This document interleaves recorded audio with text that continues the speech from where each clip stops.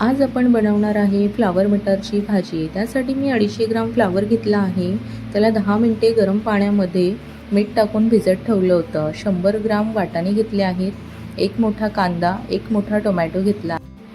सुके मसाले घेतले आहेत आपण 2 चमचे लाल तिखट, अर्धा चमचा गरम मसाला पावडर, अर्धा चमचा धने पावडर, 1 चमचा काश्मीरी लाल मिर्च पावडर, 1 चमचा हळद आणि अर्धा चमचा जिरे घेतले आहेत। सर्व एका ताटामध्ये मी काढून घेतलं आहे। चला तर सुरू करूया।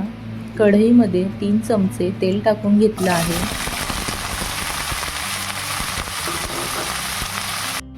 2 ते 3 मिनिटे फ्लावर चांगला परतायचा आहे। त्यानंतर आपल्याला त्याच्यावर मीठ घालायचं आहे। अगोदर मीठ टाकलं की पाणी सुटते, त्यामुळे 2 ते 3 मिनिटं परतल्यानंतरच आपल्याला त्यावर मीठ घालायचं आहे। गोल्डन ब्राउन कलर होईपर्यंत फ्लावर आपल्याला छान असा फ्राय करून घ्यायचा आहे। गॅसची फ्लेम फास्ट ठेवायची आहे आणि सारखं आपल्याला त्याला परतत राहायचं आहे, खाली लागू नये म्हणून। आपल्याला त्याच्यावर झाकण ठेवायचं नाही आहे। हे बघू शकताय किती सोनेरी छान असा रंग आलेला आहे आपल्या फ्लावरला। आपण बाउलमध्ये काढून घेऊया। त्यानंतर उरलेल्या तेलामध्येच आपल्याला वाटाणे देखील फ्राय करून घ्यायचे आहेत आणि तेही आपल्याला काढून घ्यायचे आहेत।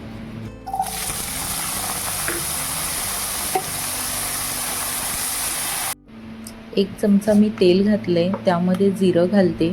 जिरं तडतडलं की लगेच आपल्याला त्यामध्ये कांदा घालायचा आहे।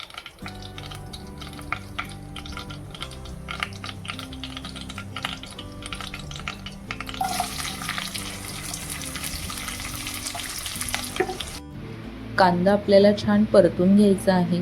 जास्त लालही करायचा नाही आहे आणि कच्चाही ठेवायचा नाही आहे। मध्यम गोल्डन ब्राउन कलर होईपर्यंत आपल्याला याला फ्राय करायचं आहे।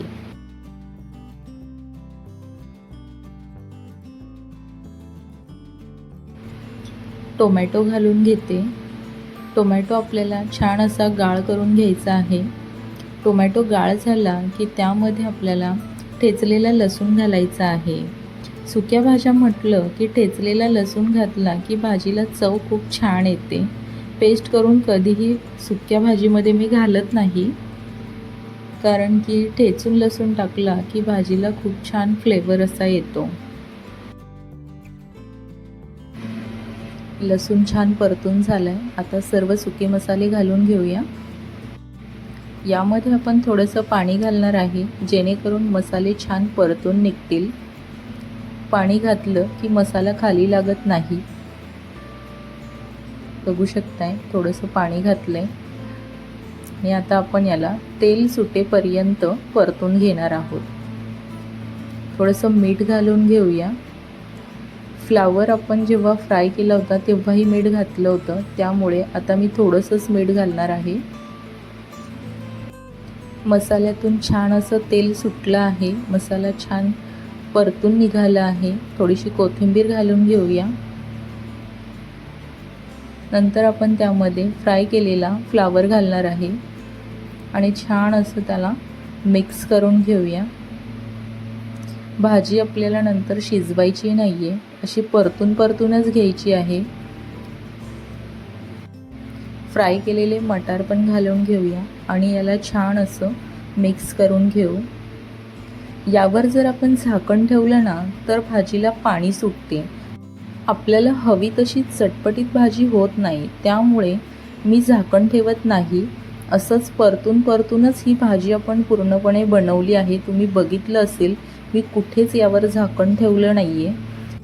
5 मिनिटे आपण याला असंच परतून घेणार आहोत। ही भाजी तुम्ही टिफिनसाठी, मुलांच्या डब्यासाठी देखील बनवू शकता। खूप चटपटीत अशी ही भाजी आहे। जर तुम्ही आपल्या चॅनलला अजून सबस्क्राईब केलं नसेल तर सबस्क्राईब करा आणि बेल आयकनला क्लिक करा। जर तुम्हाला ही रेसिपी आवडली असेल तर लाईक करा, शेअर करा आणि तुम्हाला भाजी कशी वाटली कमेंटमध्ये नक्की सांगा।